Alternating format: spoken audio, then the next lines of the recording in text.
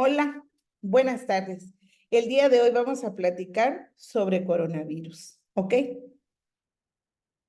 Este coronavirus es, recuerda, el primer virus que vemos de origen respiratorio, ¿ok?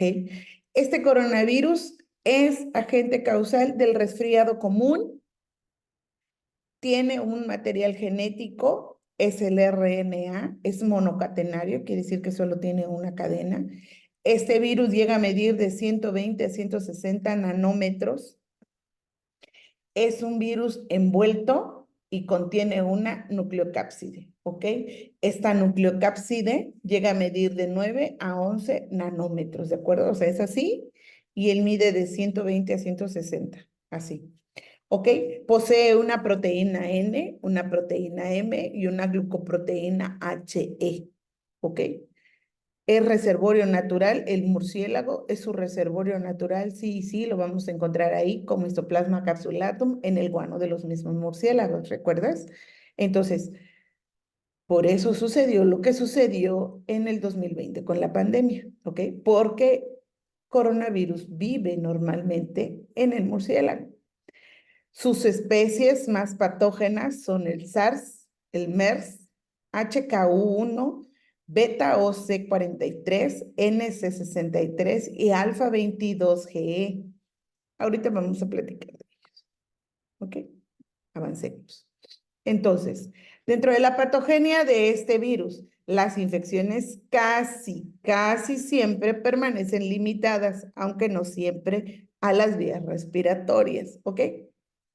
Casi siempre, ya todos sabemos lo que sucedió en la pandemia. En el 2003 aparece el primer brote de SARS-CoV.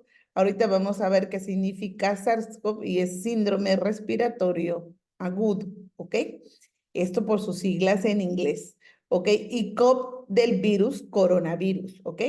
Causal de neumonía es un agente causal de neumonía e insuficiencia respiratoria. Generalmente estos no migran a otro lado, sino solo a las infecciones respiratorias, pero pueden causar una neumopatía grave, sí la pueden llegar a hacer.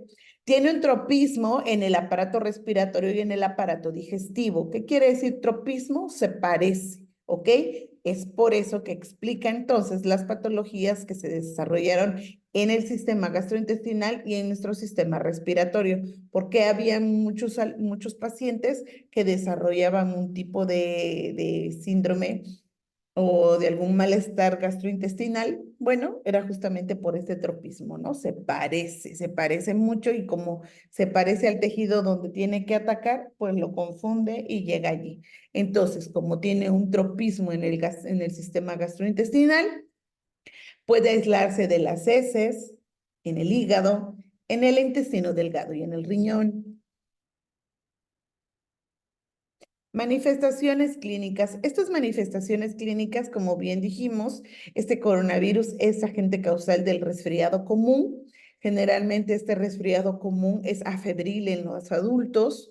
Hay secreción nasal, ataque al estado general, y estas características de la secreción nasal, perdón ahí por la falta de ortografía, ataque al estado general son semejantes a las manifestaciones clínicas que también ofrece rinovirus, ¿de acuerdo?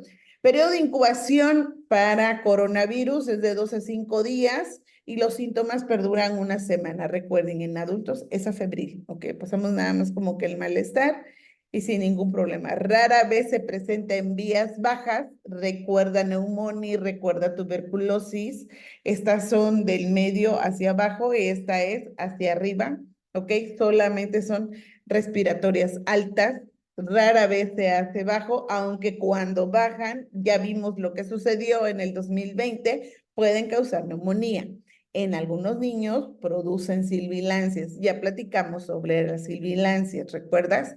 Y en adultos, los síntomas respiratorios se exacerban por una neumopatía crónica, ¿ok? El paciente ya trae un problema, una neumopatía, y cuando llega este coronavirus, entonces, ¡pum!, se exacerba, ¿de acuerdo? Entonces, hablemos del SARS-CoV. Es una enfermedad respiratoria grave, ¿ok? SARS-CoV, síndrome agudo respiratorio grave, ¿ok? Incubación, este tiene 6 días de incubación, características, fiebre, tos, escalofríos, ataque al estado general, somnolencia, cefalea, faringitis y disnea algunos días después. Este paciente presenta rayos X anormales. ¿Cómo se presentan los rayos X en pacientes infectados por SARS-CoV? Como arañas, ¿se acuerdan? Estas manifestaciones en los rayos X son como arañitas que se ven en el pulmón. Recuerda la patología que se ve caverna. Recuerda la patología que se ven como en bolas de algodón. ¿Ok? Entonces, los rayos X sí pueden ser una herramienta de diagnóstico diferencial. Cuando los casos evolucionan y se agravan, pueden requerir apoyo de ventilación mecánica. Se presenta una tormenta de citocinas, que esto es realmente el problema básico del SARS-CoV, ¿ok? No es tanta la patología viral, sino más bien de la respuesta inmune, porque manda una tormenta de citocinas, eso es sistema inmunológico, llamado así por el aumento desproporcionado de las múltiples quimiosinas y citocinas que salen a circulación sanguínea durante 1 a 2 semanas. Es por eso que el paciente no soporta tantas citocinas, tanta tormenta de citocinas. La resistencia a la reinfección, o sea, cuando yo ya me enfermé por SARS-CoV y me vuelvo a reinfectar, puedo durar hasta años, ¿ok? O sea, ¿por qué? Porque queda tan estimulado, sobreestimulado el sistema inmunológico que no permite que yo me infecte. Cuando yo hago una recaída, generalmente son por cepas similares y no por la misma, ¿ok? Esto explica por qué hace poquito tuvimos un nuevo brote de COVID, ¿no? Y había COVID y entonces nos mandamos a poner todos los cubrebocas y no sucedió a más, ¿no? Sí, ciertamente la vacuna forma parte ahora de una muy buena protección y de un método efectivo de la prevención, pero muy seguramente fueron cepas similares a la del COVID que nos dio a nosotros en el 2020 y entonces el sistema inmunológico pudo reaccionar de la manera adecuada.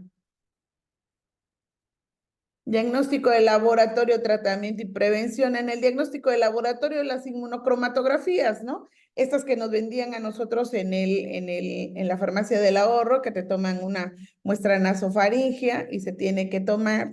Recuerden, no es un exudado faríngeo, no es un exudado nasal, es nasofaringeo de donde deben de tomarlo porque es ahí donde habita o donde se sitúa este tipo de virus. Las pruebas de ELISA que ya están descontinuadas y algunos nuevos ahora que tuvieron que migrar la tecnología a los inmunoensayos, ¿ok? Y pues el estándar de top trending pues va a ser la PCR, que es reacción en cadena de la polimerasa. No es la proteína C reactiva que hablamos nosotros en estreptococo. Esta es reacción en cadena de la polimerasa y busca específicamente pares de bases que pertenecen al SARS, ¿ok? Como cuáles, como su RNA monocatenario, como su proteína N, como su proteína M, como su glucoproteína HE, que van a ser las que distingan o que sean parte de esta familia del SARS-CoV. Tratamiento y prevención, pues no existe el tratamiento como tal, es un virus, pero sí podemos tomar estas medidas de aislamiento, la cuarentena, algunas restricciones de viaje, la medida de la sana distancia, el uso del cubrebocas, el lavado de manos, el uso de alcohol gel y por supuesto ahora la vacunación, ¿de acuerdo? Y si no hay más dudas, preguntas o amenazas, los veo en el salón de clase para que platiquemos el tema.